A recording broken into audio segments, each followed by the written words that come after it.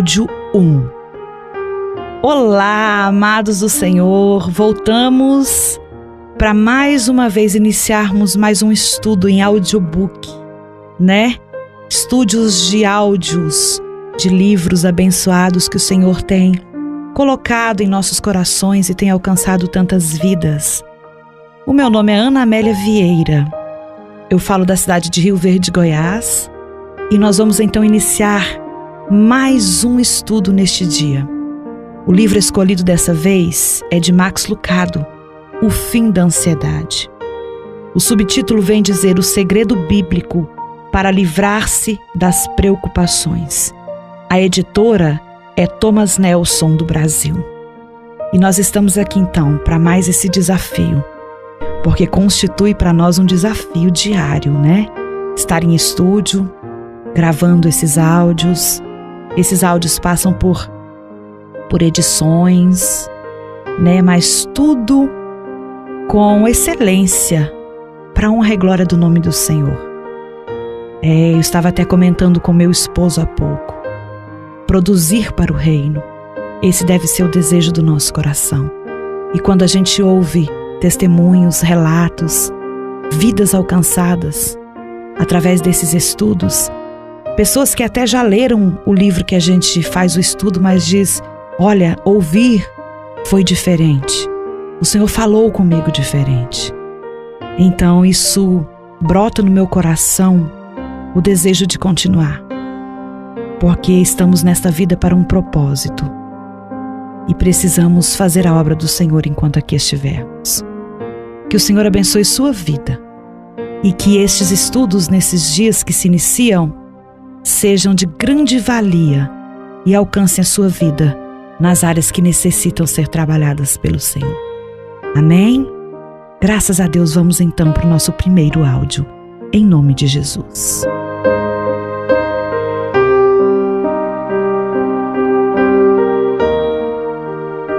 Nosso primeiro áudio é do capítulo 1, que tem o título Menos irritação, mais fé. É um medinho, um nervosismo, um temor, um vento que não para de uivar. Não é tanto a tempestade, mas a certeza de que ela está chegando. Sempre chegando. Dias ensolarados são apenas um interlúdio. Você não consegue relaxar. Não pode baixar a guarda. Toda paz é passageira, dura pouco. Não é a visão de um urso pardo, mas a suspeita de 1, 2 ou 10 deles atrás de cada árvore. Cada dia, depois de cada curva. Inevitável. É só uma questão de tempo para que o animal salte das sombras, mostre suas presas e devore você com sua família, seus amigos, sua conta bancária, seus animais de estimação, inclusive seu país. Há problema lá fora. Por isso você não dorme bem.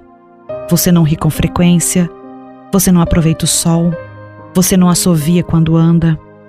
E quando os outros fazem isso, você dá uma olhada para eles. Aquela olhada, aquela que diz: como vocês são ingênuos. Não leram um jornal? Não ouviram as notícias? Não viram os estudos?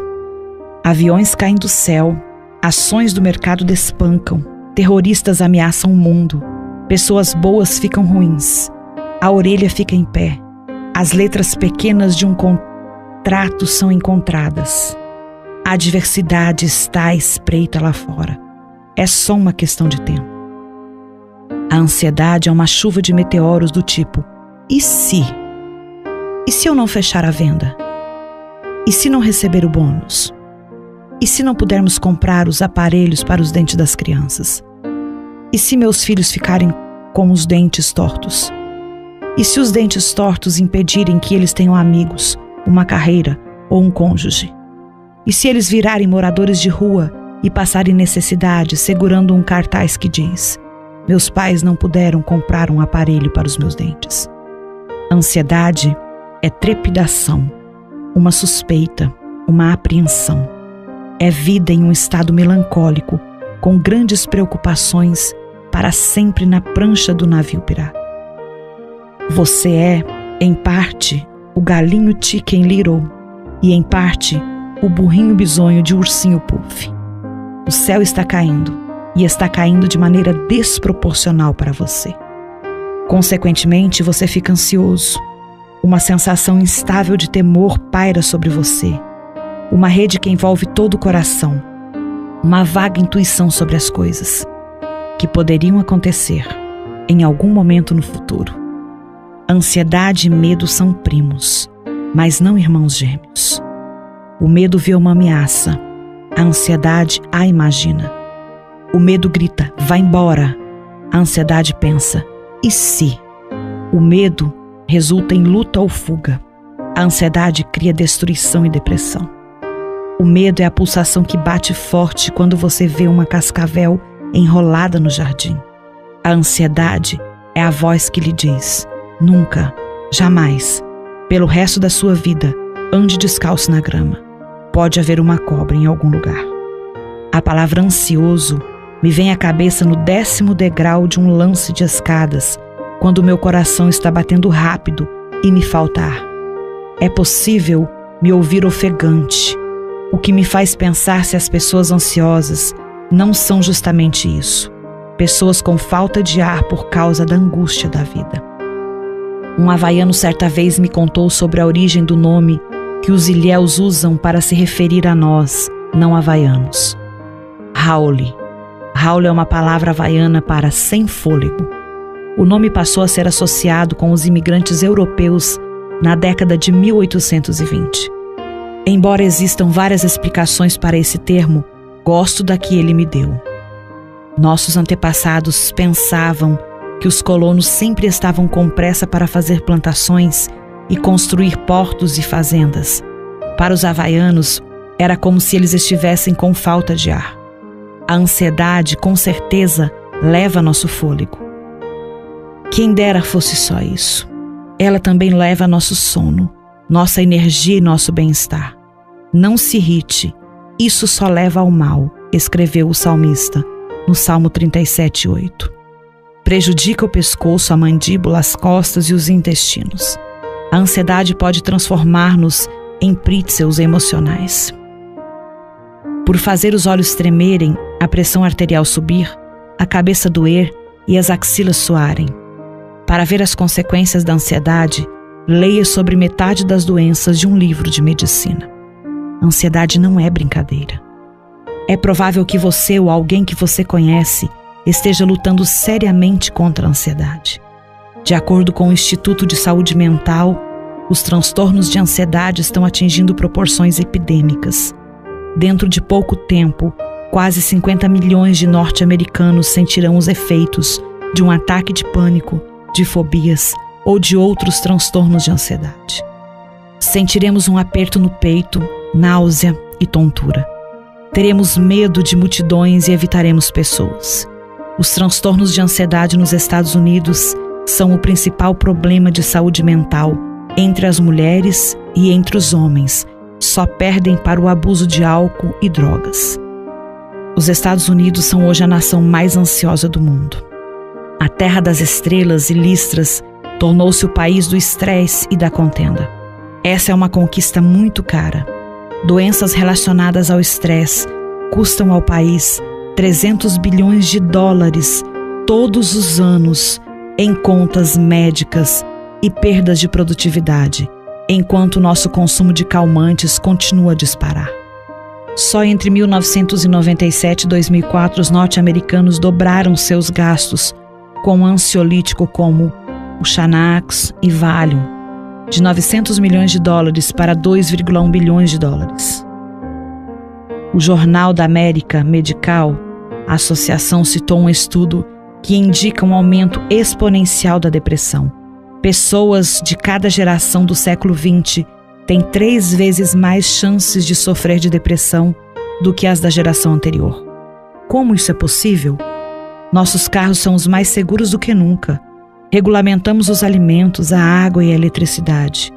Embora ainda haja gangues nas ruas, a maioria dos norte-americanos não vive sob perigo de um ataque iminente. Contudo, se preocupação fosse uma modalidade olímpica, seríamos medalha de ouro. Cidadãos de outros países, ironicamente, desfrutam de mais tranquilidade, pois experimentam 1/5 dos níveis de ansiedade dos norte-americanos, a despeito de terem menos necessidades básicas da vida.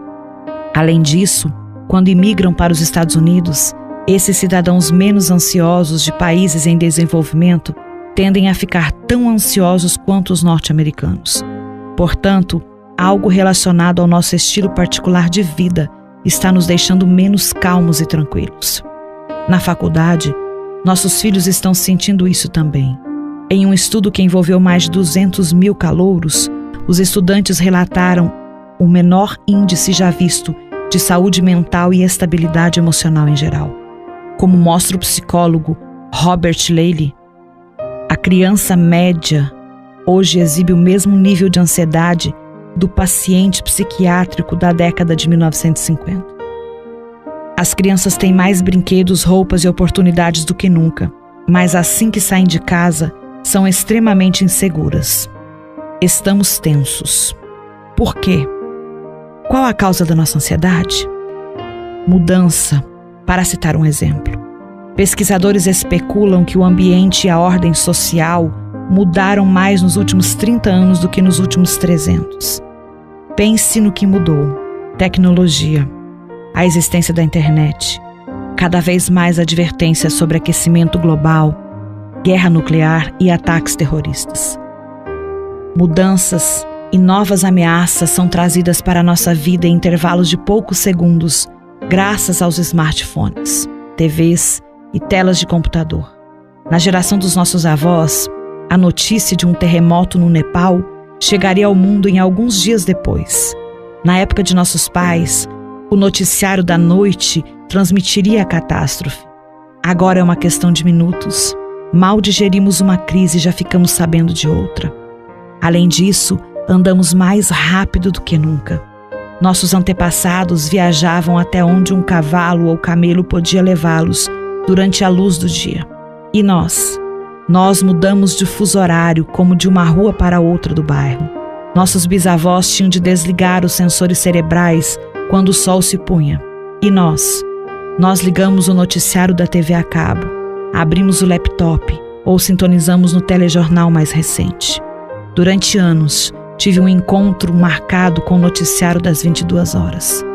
Nada como pegar no sono com notícias de assassinatos e catástrofes fresquinhas no cérebro.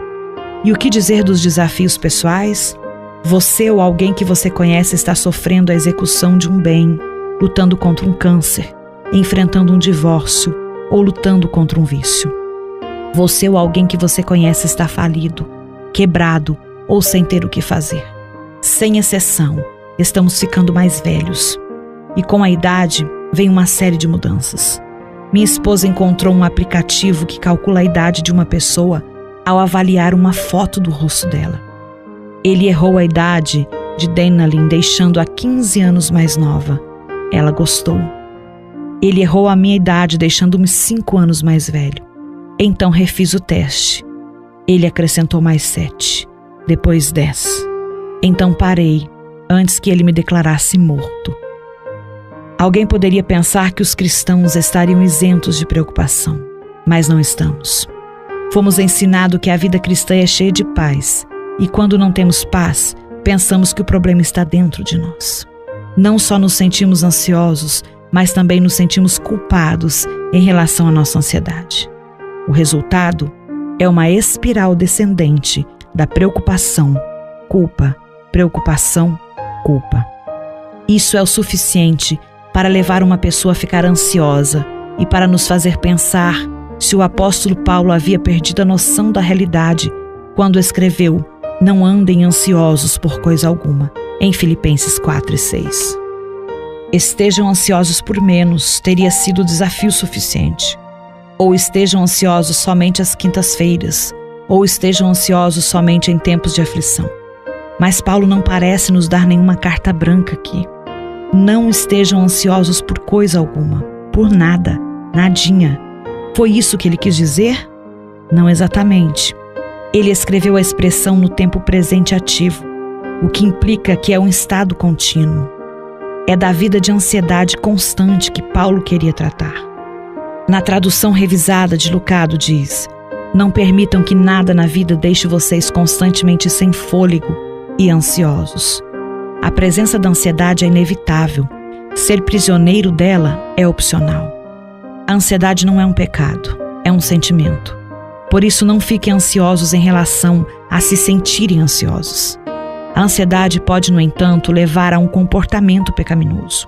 Quando anestesiamos nossos medos com comida ou bebida, quando despejamos raiva como um vulcão, quando vendemos nossos medos para alguém que quer ir comprá-los, estamos pecando. Se a ansiedade tóxica leva você a abandonar seu cônjuge, negligenciar seus filhos, quebrar contratos ou corações, cuidado. Jesus deixou esta palavra em Lucas 21:34.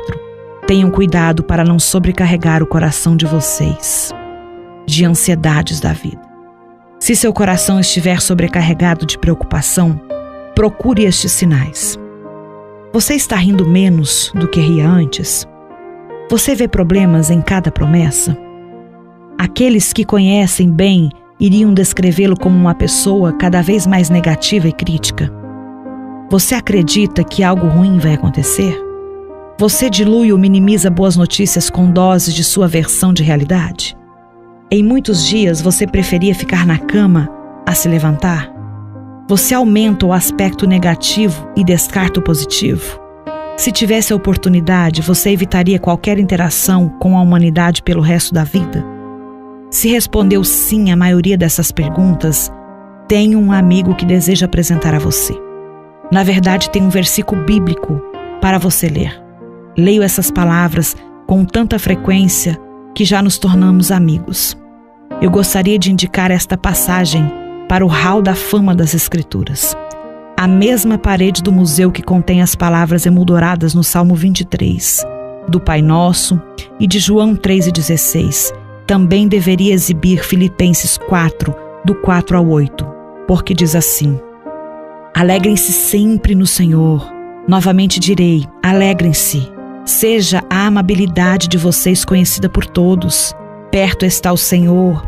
Não andem ansiosos por coisa alguma, mas em tudo pela oração e súplicas e com ação de graças, apresentem seus pedidos a Deus. E a paz de Deus, que excede todo o entendimento, guardará o coração e a mente de vocês em Cristo Jesus.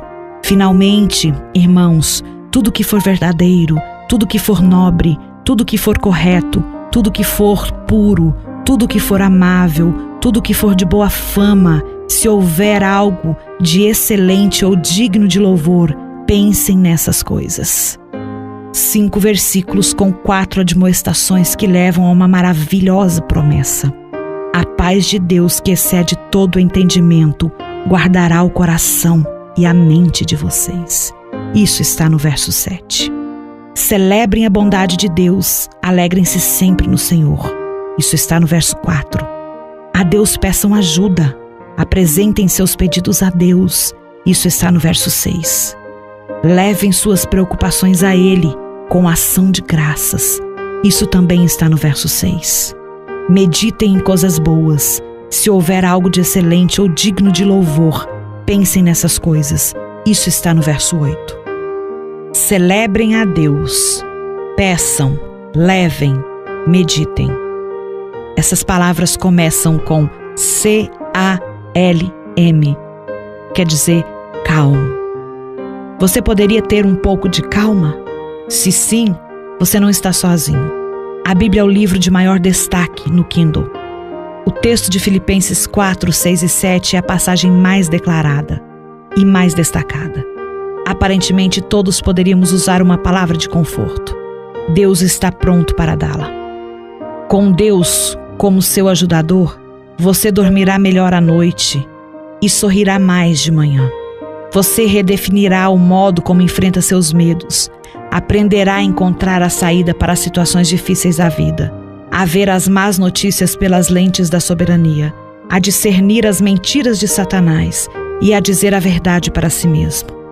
Você descobrirá uma vida caracterizada pela calma e desenvolverá ferramentas para enfrentar os ataques de ansiedade. Será necessário certo trabalho de sua parte. É claro que não pretendo deixar a impressão de que podemos fazer a ansiedade desaparecer com simples palavras de ânimo. Na verdade, para alguns de vocês, a cura de Deus contará com a ajuda da terapia ou meditação. Nesse caso, não pense nem por um instante que você é um cidadão celestial de segunda classe. Peça a Deus para levá-lo a um conselheiro, ou médico, ou psicólogo qualificado que vai lhe proporcionar o tratamento de que você precisa. Uma coisa é muito certa, não é da vontade de Deus que você leve uma vida de constante ansiedade. Não é da vontade dele que você encare cada dia com temor e apreensão. Deus o criou para ser mais do que uma vida de ansiedade, que lhe tira o fôlego e de preocupações que dividem sua mente. Ele tem um novo capítulo para a sua vida e está pronto para escrevê-lo. Tenho uma lembrança da infância que é muito importante para mim. Meu pai amava pão de milho e soro de leite coalhado. Dá para imaginar que fui criado em uma pequena cidade do oeste do Texas, né? Lá pelas 10 horas, todas as noites, ele se enfiava na cozinha e esfarelava um pedaço de pão de milho e um copo de soro de leite coalhado. Junto do balcão, de camiseta e calção, ele bebia a mistura. Em seguida, ia até as portas da frente e dos fundos para checar as fechaduras. Uma vez que tudo estava seguro, ele entrava no quarto que eu dividia com meu irmão e dizia algo do tipo: "Está tudo trancado, meninos? Podem dormir agora." Não estou inclinando a acreditar que Deus ama pão de milho e soro de leite coalhado, mas acredito piamente que Ele ama seus filhos. Ele supervisiona o mundo em que você vive.